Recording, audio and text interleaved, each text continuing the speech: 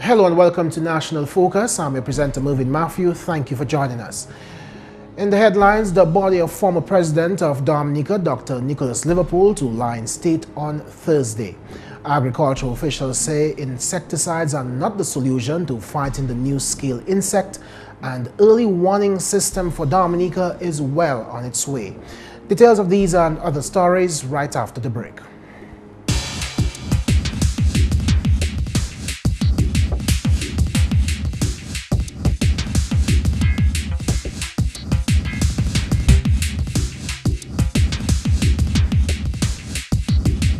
You're watching GIS. Thank you for staying with us. The body of His Excellency the late Dr. Nicholas Joseph Orville Liverpool, Dominica's 6th president, will lie in state at the State House Conference Center on June 18, 2015. President His Excellency Charles Savre and Mrs. Savre, the Honorable Prime Minister Roosevelt Skerrit, other government officials, public functionaries and private citizens will have the opportunity to pay their last respects to President Liverpool. Official viewing will commence at 8:30 a.m. to 1:30 p.m. on Thursday, June 18. Viewing for the general public begins at 10:30 a.m.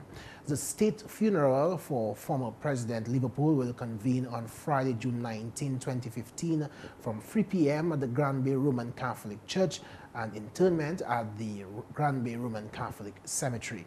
The funeral service will be broadcast live on Dominica National Radio Station DBS and also on Carry FM GIS channels 7 on Mapping 2K4 and Digicel Play channel 2, as well as Vibes website and Vibes Radio's 99.5 FM, 94.5 FM frequencies, and via the internet on www.vibesradio995.com or www.vibesradio.dm. The Prime Minister, the Honorable Roosevelt Skerrit, has announced a state funeral for the late Dr. Nicholas Liverpool, who served as Dominica's 6th president.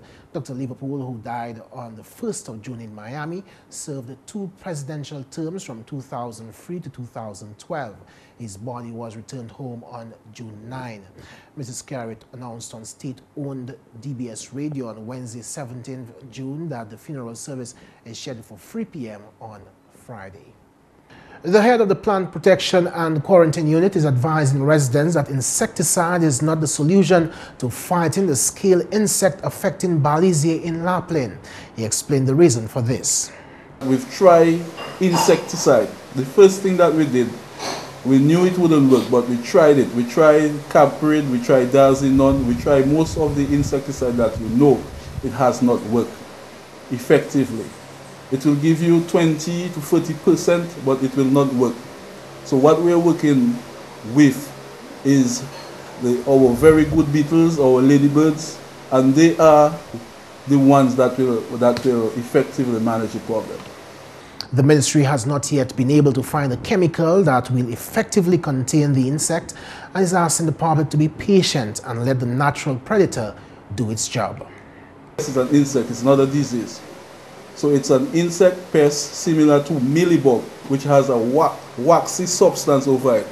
So if you spray it, what the chemical is going to do is going to remove some of the waxy substance, and the LD50. The LD50 is the chemical inside, the active ingredient inside of the chemical to kill the insect. It will not be effective because it will not reach the insect itself. It is called scale insect.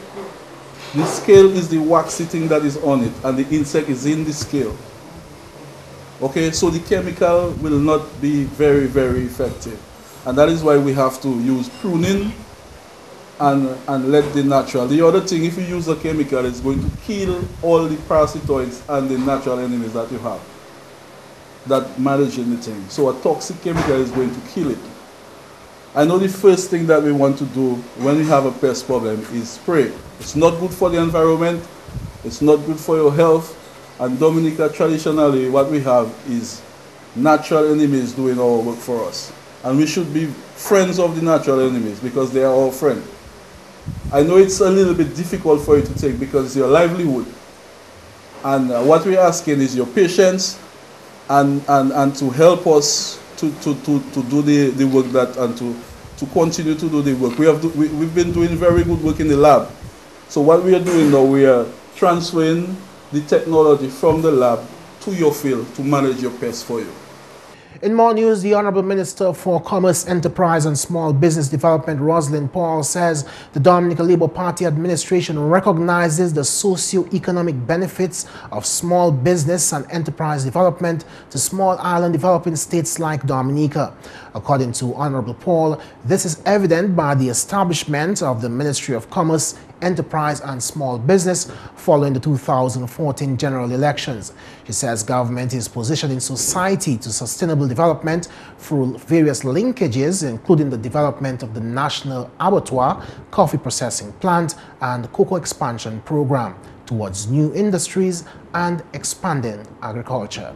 Honorable Paul highlighted other linkages. There is funding and technical support not only through available resources within our ministry, but at the NDFD, the DYBT, and the Aid Bank. Hotel development, including the upcoming range and the ongoing Morocco hotels right here in the north, that could absorb some of our products and create new initiatives, new opportunities for expanded enterprises on the north.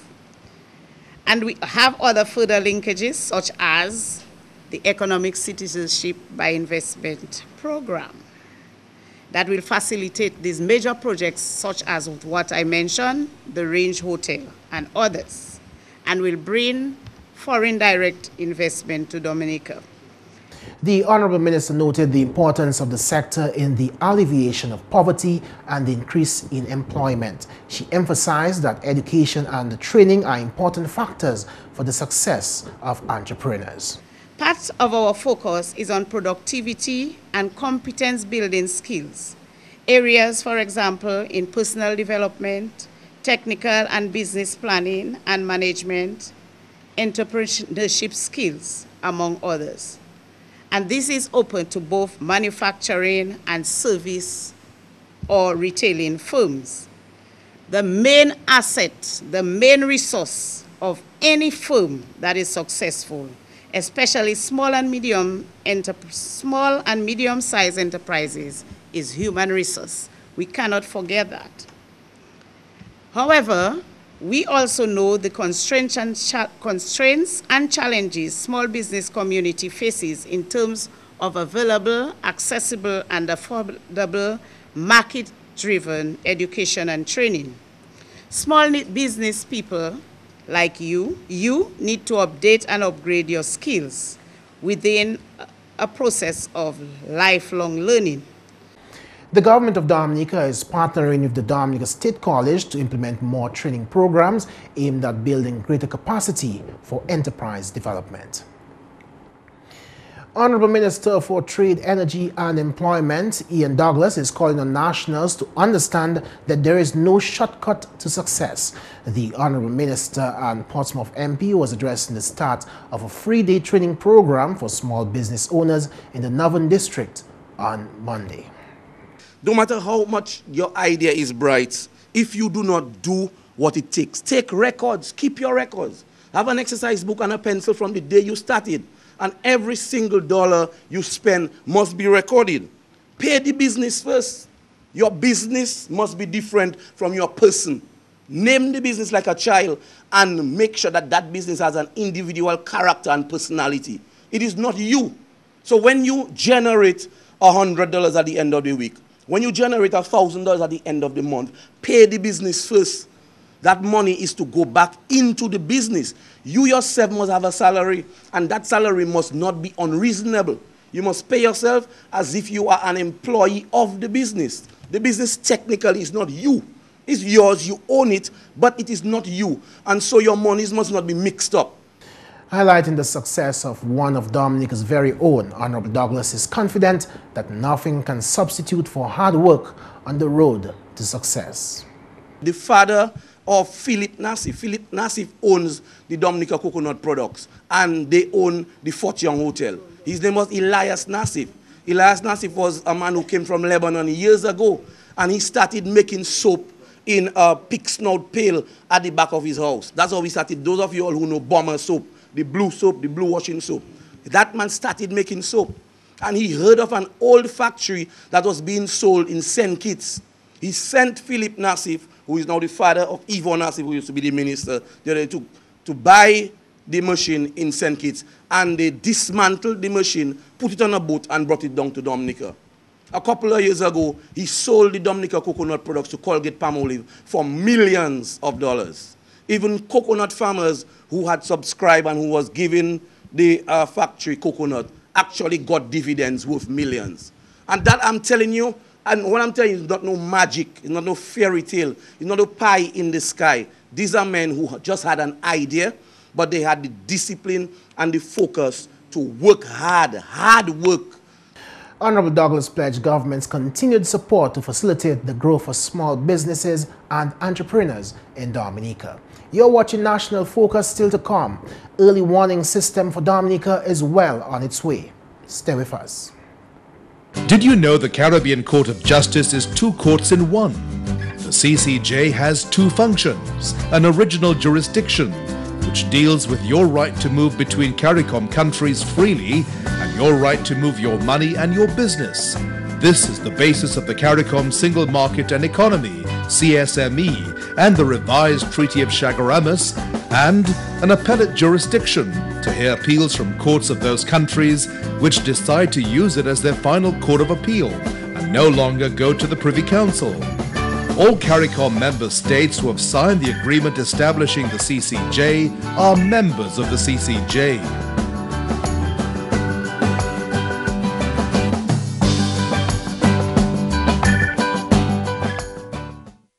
Welcome back. Program Officer at the Office of Disaster Management, Steve Joseph, says that the proposed early warning system for Dominica, otherwise known as the Common Alerting Protocol or CAP, is well on its way. Funded by the UNDP and the European Commission, CAP is an all-hazard warning system which allows distinct warning mechanisms to understand and react to a single alert message in the event of a national emergency. I think Dominica is doing fairly well with the CAP project. Last year, we piloted in Portsmouth with support of the United Nations Development Program. The funding came from the European Commission. We delivered on a number of objectives, including public awareness. In fact, that sparked quite an interest even from the Caribbean Tsunami Information Center when they participated in our exercise. We ended the project with an exercise in Portsmouth, a simulation exercise. But on the technical side, the CAP was meant to deliver on an early warning system, and that we have had some delays. We have tested the system. But what we decided for Dominica is that under the CAP we would begin with 2 components. One is the radio interrupt, and 2 is the radio data systems. According to the officer, some of these encoders have already been established within local radio stations. So far, we have established some encoders at the Voice of Life, at DBS, and at Kyrie. And those encoders are for the radio interrupt. The challenge with that is we depend on external companies to basically manage and administer some of the system, and so there has to be good coordination locally with what's happening externally to ensure that we have the system operating at its optimum. The warning system will also include SMS and emails so that everyone on the island, not just locals, will benefit from this alert. It's based on an all-hazard system to ensure that not only we alert our citizens, but the general public, meaning persons who are in Dominica. And this is why the system will also incorporate possibly mass SMS, which is text messaging, mass emails, for example, mass broadcasts. So we're looking at moving in that direction, but we're hoping to perfect the two elements that we've started with, which is the RDS and the radio interrupt within the short term. The Division of Culture is continuing its mission to highlight Dominica's traditions and culture.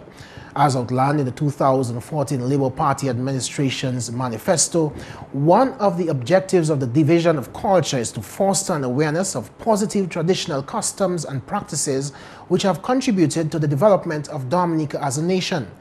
Cultural Officer Carlton Henry revealed that the division will soon be releasing the second edition of the Kalinago Heritage magazine. We are in the preparation of putting together the second edition of the Kalinago magazine. We are almost done putting all the articles together and gathering up all the photographs. So before the end of the year, you will definitely get another release from the Division of Culture, which is Kalinago Heritage Magazine, Volume 2.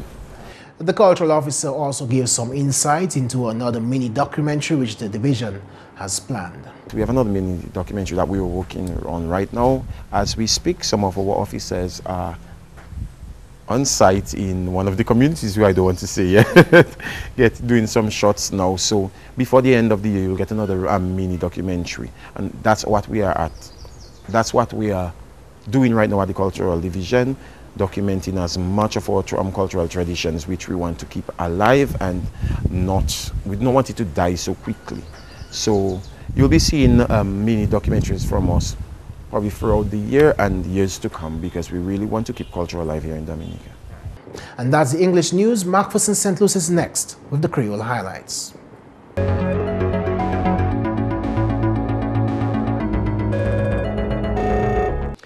Alors tout le monde, bienvenue à cette nouvelle en créole. Non moins, c'est McPherson St. Luce.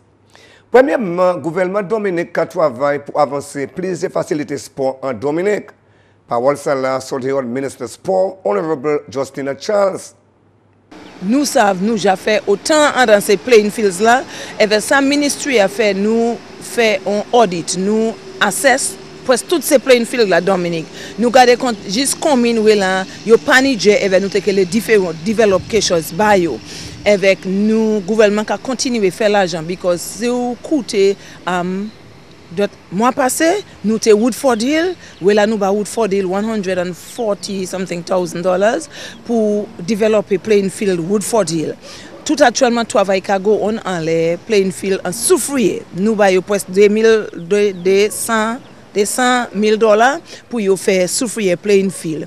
Avec mon sadi, on partit nous juste distribuer l'argent constituency empowerment et vont participer au rep la garder comment yo ça continue faire travail. Mais gouvernement ni plan, nous ni plan ministériel comment nous que move forward pour développer toutes ces playing facilities là en Dominique, mais nous que faire ça nous qui fait ça dans une manière incrémentale. Nous pas ça fait tout un seul coup, so nous qui fait yonde, notre coup nous qui fait deux encore, nous qui fait trois, juste en nous ça mener facilities ou Dominique. Ministre Charles fait parole qui sports policy qui en charge de toute activité sports en Dominique.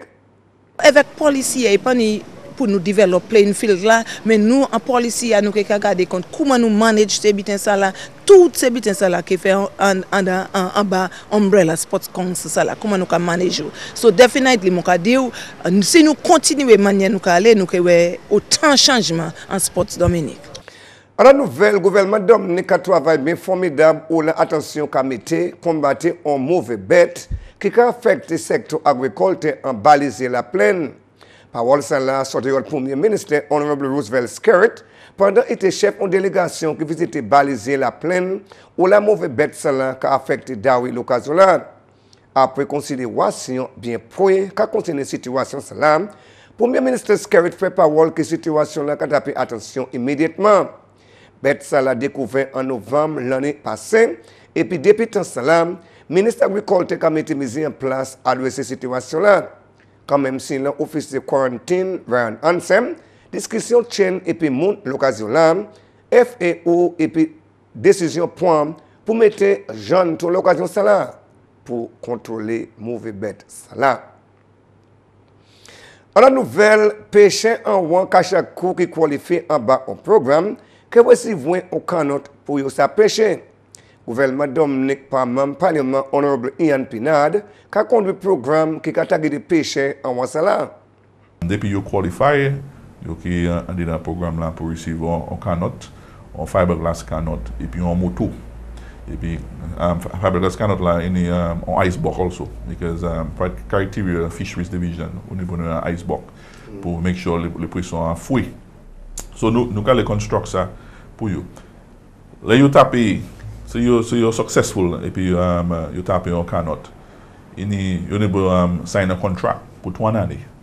Et puis contract ça c'est un contrat on doit payer $308 tous les mois. Et puis l'argent ça non c'est un argent pour $100 qui allait pour insurance et puis 250 qui allait pour un revolving fund nous allons faire. Et puis tous les années nous avons l'argent ça et puis nous allons build yon or des canots. C'est nous ça bas l'autre pêcher pêcher en canot. Et puis finalement, le département quarantine qui travaille combattre mauvais virus qui a bien affecté le pays là. Si le chef du département quarantine, Ryan Ansem, le public là a bien avisé en ça. Nous travaillons avec tout le monde pour nous regarder comment nous avons contre maladie, comme ça nous les Black Sigatoka, Giant African Spill, toutes ces bêtes là. Les falières nous famille et puis chez nous travaillons nous les démons.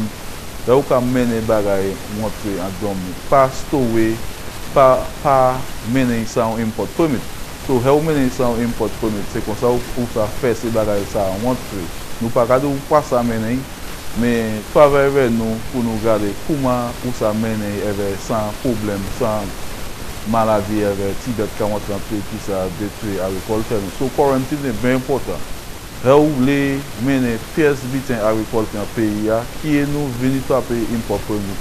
C'est comme ça bagaille qui rentre dans le pays et on y mener nous pas ça. Sous mener nous que tout ça treat les chemical comment ça mener. So nous garder tout le monde peuple là pour travailler avec quarantine pour nous garder comment nous chaîne Dominique sans bête sans maladie qui ça affecte l'agriculture. Messieurs, mesdames, ça c'est tout pour nouvelles en créole pour à présent. Non moins, c'est McPherson, c'est Luce. Au revoir. Coming up next, your tip of the day.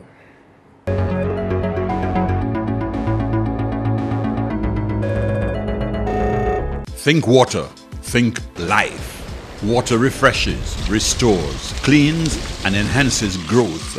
Potable water is a benchmark for development.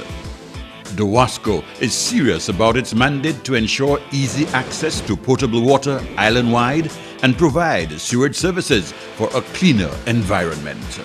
DOWASCO is your water and sewage company.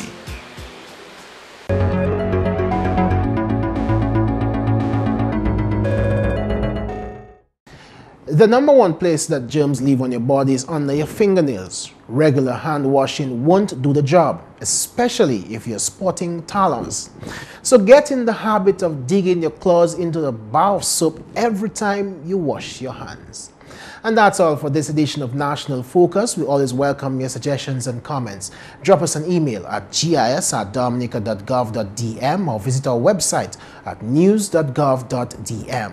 Like our Facebook page, facebook.com/GIS News Dominica, and follow us on Twitter at GIS Dominica. You can also catch up on past National Focus newscasts on our GIS Dominica YouTube channel. From all of us here on the GIS News Desk, I'm Mervin. Thanks for watching, and join us again next time on National Focus.